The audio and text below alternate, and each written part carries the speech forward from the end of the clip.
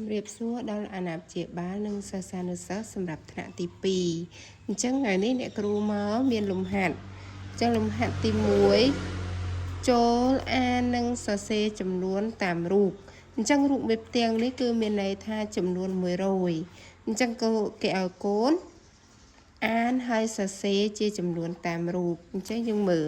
អានេះមេផ្ទាំងគឺ100គឺយើងសរសេរពាក្យ100ម៉ូស្រៈអ៊ូនឹងយោ1រោនឹងយោរយអានថា100រូបនេះគឺពីផ្ទាំងមានន័យថា200អញ្ចឹងចំនួននេះគេឲ្យយើងខាងលើនេះគេឲ្យយើងបំពេញជាលេខខាងក្រោមឲ្យយើងបំពេញជាអក្សរចំនួន200គឺមានលេខ2លេខ0និងលេខ0ខាងក្រោមសរសេរជាអក្សរគឺយើងសរសេរបានពោស្រៈអ៊ីនិងរោ2រោនិងយោរយអានថា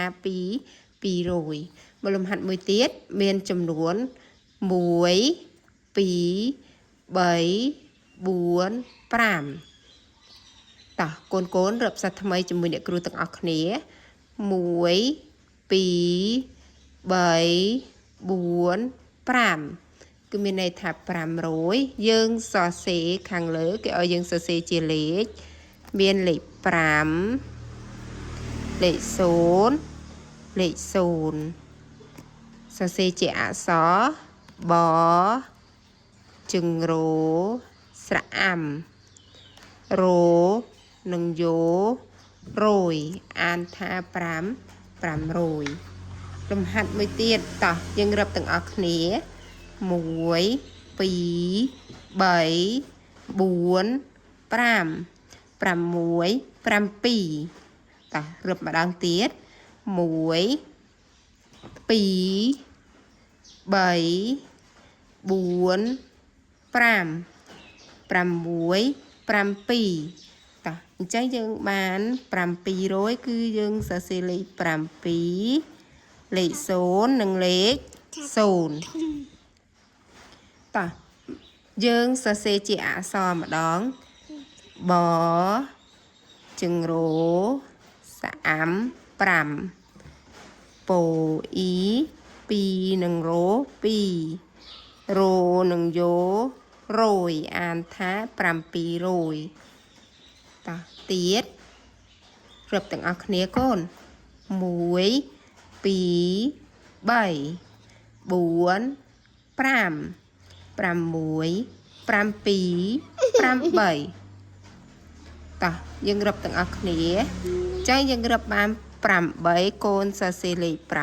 800មានលេខ8លេខ0និងលេខ0តោះយើងសរសេរជាអក្សរបជើងរោដាក់ស្រៈអាំបស្រៈអីរោនិងយោរយអានថា800តទៀត1 2 3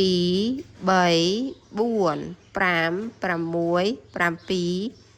8 9 10អញ្ចឹងកូនរឹបជាមួយអ្នកគ្រូឃើញ10ផ្ទាំងអញ្ចឹងយើងសរសេរបាន1000មិនមែន100ទេកូន1000មានលេខ1លេខ0លេខ0លេខ0 3ដង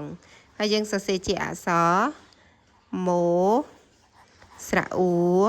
និងយោ1ពោស្រៈអា